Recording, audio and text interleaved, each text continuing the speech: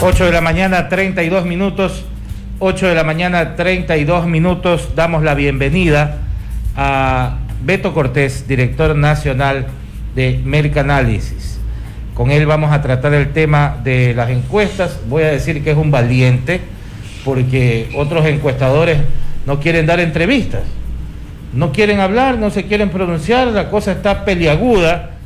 Y pues como se dice que ha perdido credibilidad el exit poll, quizás hay quienes prefieren evitar dar declaraciones y salir públicamente a dar una opinión.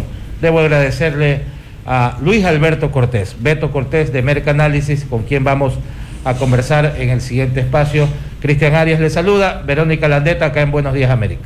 Un buen día. Sí, muy buenos días, un saludo a Verónica y a mi querido amigo Cristian Arias.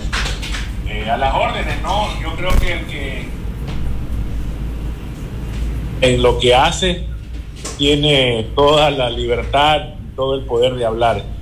Nosotros estuvimos intentando, porque tú lo conoces, Cristian, más que nada, que siempre estamos como buenos profesionales en el tema de estudios de mercado. Desde el año 99 nos metimos en este tema del marketing político y desde ahí hemos tenido muchos resultados exitosos. Y una de las cosas que hemos venido cambiando los métodos, porque prácticamente este desprestigio, esta falta de credibilidad que cada vez van teniendo las encuestadoras, es precisamente porque obviamente muchas no respetan, obviamente que lo más importante es ser sinceros ante la prensa, ante la comunicación, y se utilizan por los mismos candidatos a veces empresas que publican cualquier cosa. Y por otro lado es porque cada vez, y ya el reflejo de lo que pasó ayer, es que cada vez la gente está tomando decisiones en la última semana, por no decirlo en el último día. Y eso no solo aquí en el Ecuador, ¿no? A nivel del mundo, a nivel latinoamericano, en Europa mismo, recuerden lo que pasó con el Brexit, la gente toma decisiones el último día. Así que ayer fue el final del primer capítulo de estas elecciones, de unas elecciones atípicas, pues tuvimos resultados que para muchos hoy por hoy pues los tiene sin dormir. Doctor Cortés, usted ha mencionado algo que, bueno, yo lo planteé con el anterior entrevistado, y es el tema del comportamiento de los ciudadanos. Pero el tema del decidir a última hora, ese es un fenómeno que se ha registrado en los últimos años. O sea, yo creo que es algo como que sine qua non por parte del ciudadano. Si bien uno va con la ampolla, al final como que haces un retroinspección hacia adentro y dices, bueno, voy a votar por este. Y eso es un factor a analizar. Ahora, lo que sí me gustaría es, ¿cuál es el factor que les impidió a los encuestadores analizar o visualizar el tema de Javier Hervas, que ha sido la sorpresa? Lo que hemos podido revisar en todo el país, él tiene más o menos un 16%, pero vemos que, por ejemplo, en regiones como la Sierra Central, él despunta hasta con un 26-27%. ¿Cómo es que las encuestadoras no pudieron visualizar? ¿Qué les faltó ahí? No pudieron ver a Hervas, no lo pudieron medir. Oiga, es más, lo ponían por 5%, más o menos, 3%. Yo digo que es la comunidad TikTok, pero Verónica dice que no es el TikTok, que es algo más. No solo es el TikTok. El experto es usted. Doctor. No, sí, felicitaciones para Javier Hervas. Hoy por hoy, él está marcando el inicio de un proceso. Él, habiendo perdido estas elecciones, yo creo que es el gran ganador de esta primera vuelta. Y definitivamente, como recomendación dentro de este campo del marketing político, él no debe descansar en su comunicación. Sí, doctor Cortés, pero no se me desvíe de la pregunta. Eso No, sí. Pero en todo caso, ahí va la recomendación. A ver, aquí hay un gran problema. Nosotros generalmente siempre participamos en estudios de proyección nacional, pero cuando decimos proyección nacional, tienen que estar incluidas las 24 provincias que componen a este país. Nosotros pudimos, gracias a la colaboración de consultores políticos que creen en nosotros, de inversionistas, pudimos hacer solamente 2 estudios nacionales. El último fue en el mes de diciembre, donde prácticamente vemos y ratificamos que ese 32 a 36% que iba a tener Andrés Arauz se ha mantenido. Pero notábamos que prácticamente un descenso de una candidatura de un Guillermo Lasso, principalmente por el crecimiento de un Yacu Pérez y de un Javier Herbas, que empezó a salir en diciembre, empieza a salir de ese gran pelotón donde estaban 14 candidatos, ¿no? Y que era el que mejor se estaba de una u otra manera proyectando. Sí, pero ustedes no visualizaron que él iba a poder llegar a esos porcentajes. Ustedes, las encuestadoras lo pusieron con el 5%. No lo pusieron con lo que él realmente tiene. Sí, bueno, ese crecimiento, lo que nosotros notábamos en diciembre, le estoy hablando, y ya voy a hablar del último estudio que hicimos, en diciembre lo que notábamos es que habían 3 tendencias, que eso lamentablemente hoy por hoy es fácil hablar, que una cuestión es la tendencia del correísmo, donde teníamos a un candidato solito, que era Andrés Arauz, a un Guillermo Lasso que estaba liderando de una u otra manera la tendencia anticorreísta y se concentró mucho en ese tema. Pero había una tercera tendencia donde prácticamente se han dividido los votos entre Yacu Pérez y Herbas, que es esta tercera tendencia que no quería saber nada de ellos. Entonces ahí está el principal problema de las encuestadoras, de esta gente que no quería saber nada de ellos, que está en todas las provincias. Y graso error, la mayoría de los estudios nacionales que se hicieron en enero no contemplaron provincias. Por ejemplo, usted revisa la votación de provincias como Carchi o Estamos revisando eso. Ok, que no son incluidas en los estudios de proyección nacional. Se siguen haciendo estudios de proyección nacional solamente con Guayas, Pichincha, Azuay y Manabí, que es correcto porque obviamente tienes el 60% del electorado, pero hay un 40% que ya está incidiendo, y que eso es lo que está haciendo el gran cambio de los estudios de mercado en nuestro país. Ahora hay que incluir, antes uno decía, estudias Guayaquil y Quito, hace unos 10 años atrás, estudias Guayaquil y Quito y ya sabes cómo piensan los ecuatorianos. Después había que incluir a Manta, Portoviejo, Azuay, pero ahora definitivamente no podemos descartar lo que está ocurriendo en el resto de provincias. Esa es la principal complicación. Para mí fue una gran sorpresa, Verónica, porque tuvimos la oportunidad de hacer un estudio básicamente en el Distrito 1, ¿ya? Por nuestros propios recursos, por nuestro propio pecunio. Pudimos hacer un estudio en el Distrito 1 porque obviamente lo necesitamos cubrir con todos los costos que se implican. Y ahí fue mi gran sorpresa de ver posiblemente en el Distrito 1 que también tanto Herbas como Pachacuti van a pelear por lo menos un asambleísta provincial. Bueno, ahora, las cosas parecen que han quedado delineadas, aunque todavía falta por escrutar el 2.44% para saber cuál de los dos, si Yacu o Lasso, va a la segunda vuelta electoral junto con Arauz. También falta observar, ¿no verdad?, el 13 punto y pico de actas que tienen algunas imprecisiones. Se dice ahora así. Actas con novedades, con novedades. Actas con anomalías. Ya, entonces falta todo eso para saber quiénes van. De acuerdo a la lógica del análisis, todo el mundo diría, bueno, a lo mejor va Yacu con Arauz, y ahí pues vemos unas tendencias totalmente distantes, y habrá que ver hacia dónde va el electorado, ¿no? Hacia dónde va la gran masa, por quién decide. ¿Ustedes qué pueden avisorar en ese sentido? Ok, no, totalmente de acuerdo, Cristian y Verónica, que definitivamente falta todavía. No, soy totalmente contrario a eso que ya por ahí se comenta, de que ya es una tendencia irreversible. Es una tendencia, pero no es que es irreversible, porque si solamente los diferencia 0,02 de porcentaje entre el uno y el otro hoy por hoy, frente a la cantidad de actas que han sido impugnadas con inconsistencia, y frente a que todavía falta más del 2%, no podemos todavía asegurar quién es el que va a acompañar a Andrés Arauz hacia la segunda vuelta. Si un poco la pregunta es ¿qué podría ocurrir? O sea, yo creo que Andrés Arauz, viéndolo desde afuera en el entorno, a él le conviene más que sea un Guillermo Lasso quien pase a la segunda vuelta que un prácticamente complicado de analizar como sería un Yacu Pérez.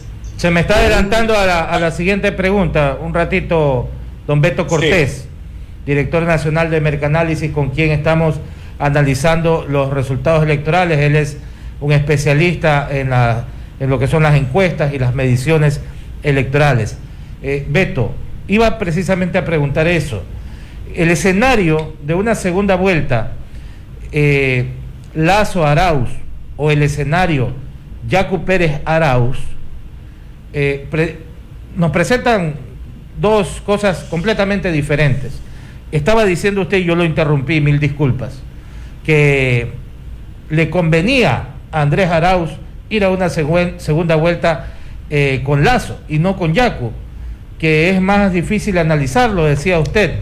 Eso me da la sensación, me da a pensar que quizás lo ven más viable de derrotarlo, de ganarle a Lasso, y a Yacu de pronto lo ven como un enemigo un poco más peligroso.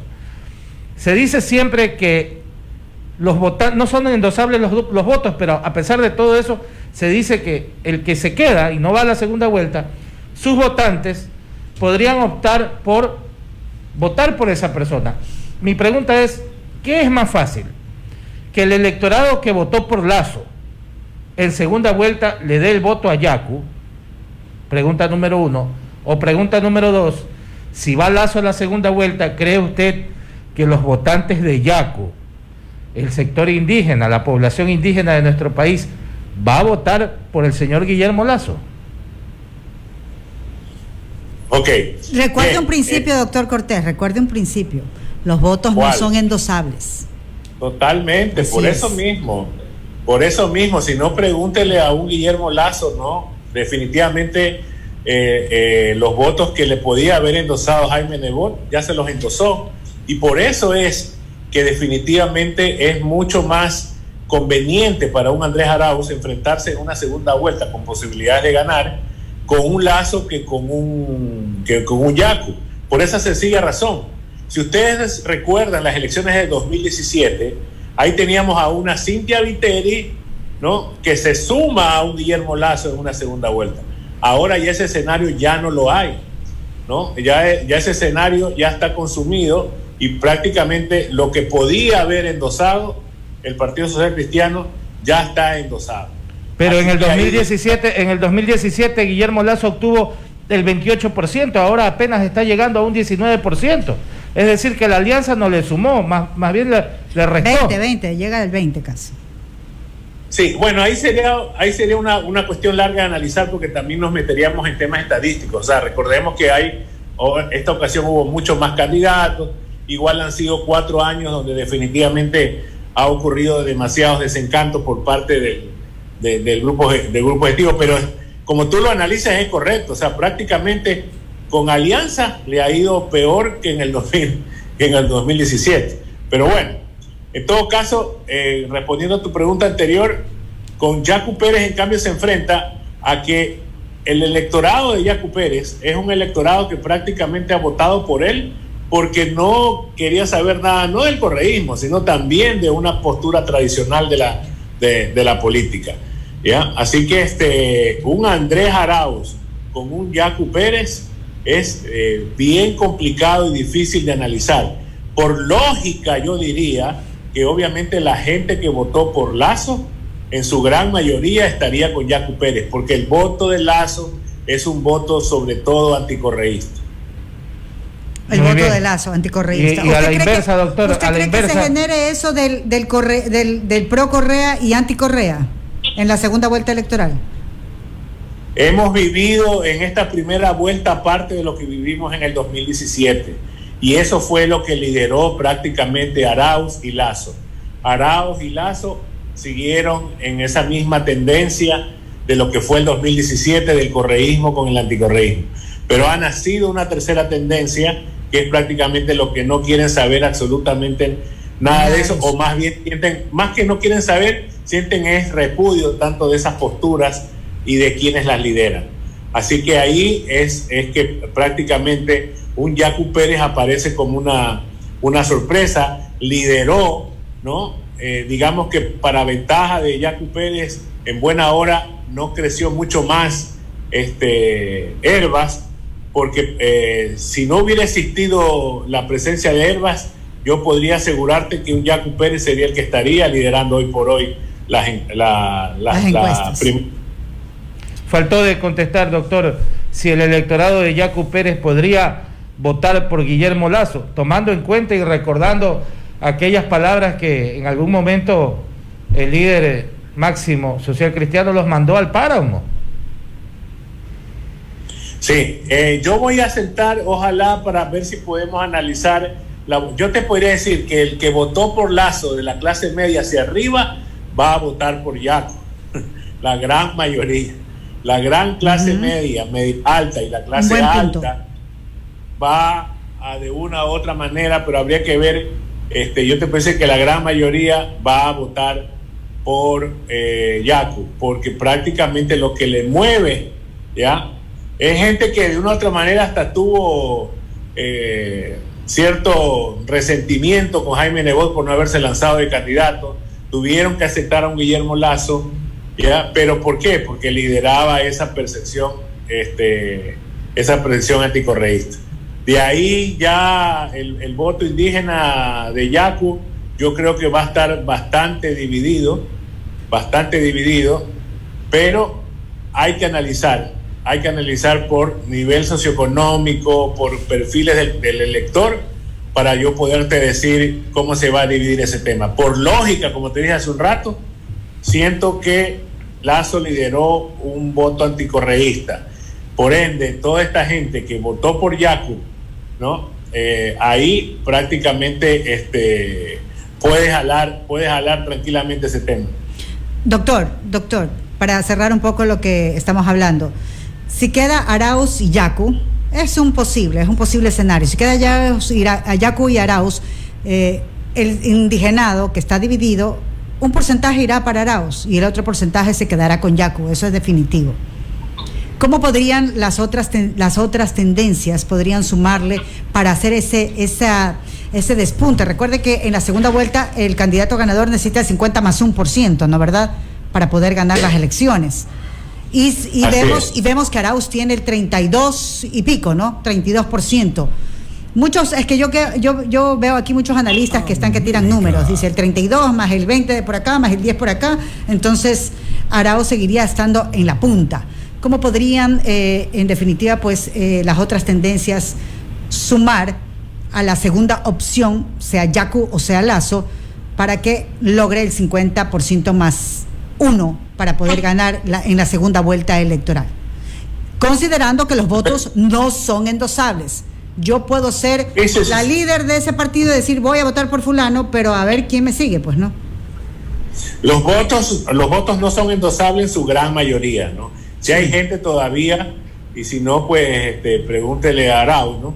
Si hay gente que donde Correa dice voten por este candidato, y la gente vota por ese candidato. Ese término de que los votos no son endosables, totalmente lo comparto, pero teniendo en cuenta que en la mayoría de los casos es así, no es endosable. Que hay ciertas excepciones, como el caso del correísmo, donde prácticamente ese 32%, ese 30%, que hoy por hoy lo obtienen votos válidos, ojo, ¿no? 32. Por eso, ese 32 en votos válidos habrá que analizarlo en votación total, porque tengo entendido que ha habido alrededor de un 15% entre votos nulos y blancos, pero bueno. Menos.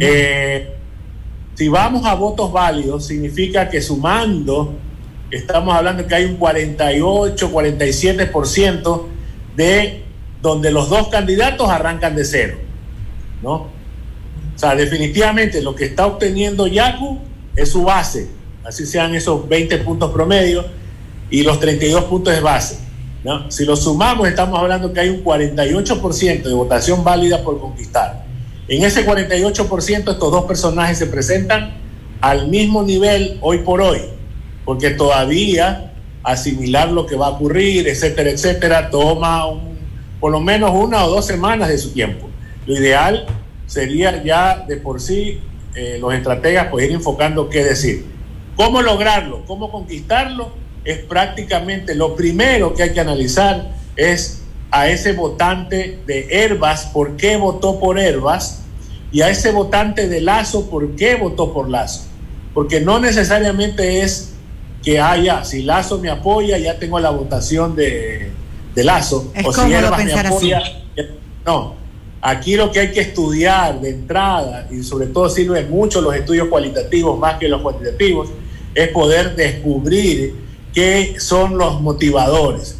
Mi querida Verónica, si usted conoce sobre marketing, hay una palabra que se utiliza muchísimo, que son los benditos insights. Y todo el mundo piensa que cualquier novelería es un insight, ¿no? Y por eso que hagamos TikTok, ¿no? Y porque en el TikTok nos va a ir bien. O hagamos tal cosa porque ese es el insight. No, el insight, mi querida Verónica, mi querido Cristian, mi querido Radio Escuchas, es lo que genera cambios de conducta, lo que hace que tú decidas por qué tomas una cola o por qué votas por alguien. Así es. Ahí es donde hay que radicar la información. ¿Para qué? Para no decir, como Herbas está conmigo, voten por mí. No, sino por decir, yo que tengo esta postura de empresario, porque a lo mejor mucha gente votó por ese perfil de empresario. Entonces hay que enfocar la comunicación en qué fue lo que decidió la votación, sobre todo empezando por estos dos personajes que están Así representando prácticamente el más del 30% del electorado. Así es. Estoy a 2 módulos de terminar mi maestría en marketing político. Veo. Sí, conozco de esos temas. Por eso le preguntaba, porque yo veo que la lógica del análisis siempre lo hacen con la parte superficial, pero siempre yo creo que hay que ir a la profundidad. Y la profundidad, como le decía Cristian, es analizar a ese ciudadano, qué es lo que definitivamente quiere. Y aún así analizando, sabemos que al último minuto eso va a cambiar. Miren, yo tengo aquí la fortuna. El doctor Beto Cortés, aparte de tener esa especialidad en las estadísticas, es también es psicólogo. Entonces él sabe de la conducta humana y el neuromarketing que interviene en todo esto, ¿no? Uh-huh. Entonces, Beto, aquí Verónica me latiguea, digo yo así, porque siempre me habla de ese tema del por qué hay que, más que hablar, el candidato debe escuchar. Y las mediciones se apuntan o se dirigen siempre a los candidatos y no se mide a las personas, me decía Verónica hace un rato fuera de micrófono. Entonces, ¿de qué manera sería de hacer esta nueva medición? Las personas, ¿qué es lo que quieren? ¿O qué tema fue el que hizo clic de los temas que propuso Herbas o de los temas que propuso Yacu, para en base a esos temas poder ofrecerle pues a esa parte del electorado una propuesta concreta a fin de conquistar nuevos votos? ¿O me equivoco? Mira, si sales a la calle y le preguntas a 10 personas y le preguntas cuáles eran las propuestas de Herbas, yo te aseguro que uno a lo mejor te las responde. Si asimismo, si tú le preguntas ¿a dónde voy con esto? Es que generalmente ese es otro gran error, ¿no? Que se piensa que como el uno propone tal cosa, entonces propongamos lo mismo. El electorado, tenemos un electorado emocional, ahí tal vez, Verónica, no sé si concuerde conmigo, pero tenemos un electorado emocional. Y cuando tienes un electorado emocional, lo primero que hay que descubrir es que parte del carisma de ese candidato es lo que impactó a ese electorado. Y deberíamos ir por una base primero. Yo creo que es hora de que en el Ecuador comiencen a hacerle caso a las personas que están inteligenciadas en eso. Yo puedo querer ser candidata, pero a lo mejor mi carisma no me da. Y por ahí habría que empezar. Es más difícil formar el carisma y la aceptación de un candidato que escoger a un candidato que tenga todo eso para poder trabajar en una proyección mucho más certera. Totalmente de acuerdo. Claro, porque yo puedo querer ser todo, pero no puedo, porque no me da el perfil. Claro, y Verónica, que estás en esta maestría, tú más que nadie sabes que hay 3 cosas elementales para poder llevar adelante un proceso, por lo menos con la aspiración de ganarlo. Por supuesto que la estrategia y el cuarto de guerra, la estrategia es muy importante. El dinero y los recursos es muy importante, pero la parte que sencillamente piensan que es la más fácil y no es la más fácil y que lleva al triunfo es el candidato. Esos 3 elementos son claves, pero no el candidato porque yo quiero ser candidato y hablo bien, como por ahí escuchaba un amigo que estuvo de candidato, no digo quién, pero que él decía, yo estoy candidato porque yo hablo como Roldós, ¿no? Y me parezco a Roldós. Pero bueno, Entonces, lo importante es el tema del candidato. ¿Qué genera el candidato? Por eso que ahora no es que se ha puesto de moda, sino que son recursos necesarios. Son metodologías. Porque solamente con el hecho de una imagen ya tú te estás proyectando. O no, Cristian, que a veces tú puedes estar en una reunión y llega una persona y solo con lo que entra esa persona y ni siquiera ha hablado, ya te sientes o como incomodado por la presencia de esa persona por lo que genera. Así que cae bien o cae mal, según hoy por hoy, ahorita, aparte de estar obviamente pues Lazo y Yacu estar cuidando el tema de la votación, ya hoy por hoy mínimo, por ejemplo, tratar, tal vez no haya los recursos para neuromarketing, pero hay una herramienta muy interesante que es el tema de los grupos motivacionales, ¿no? Así es. Ahí no son cuantitativos, que los candidatos siempre quieren saber es cómo estoy. Ajá, no. Es cualitativo. El tema es cualitativo. Es muy cualitativo. Esta semana que los candidatos se dediquen a eso, sobre todo los estrategas, para estructurar cómo captar ese 48% del electorado. Que está por ahí. Muchas gracias. Sí, gracias. Estamos con el tiempo. Lo voy a invitar para seguir conversando. Le voy a dar su contacto para que Verónica lo entreviste más tiempo, en un espacio más amplio, en una próxima oportunidad. Gracias, Beto. Muy buenos días. Nosotros nos despedimos porque ya llegó el tiempo a su... Nos vamos. Buenos días, América. Buenos días, Ecuador. Despiértense.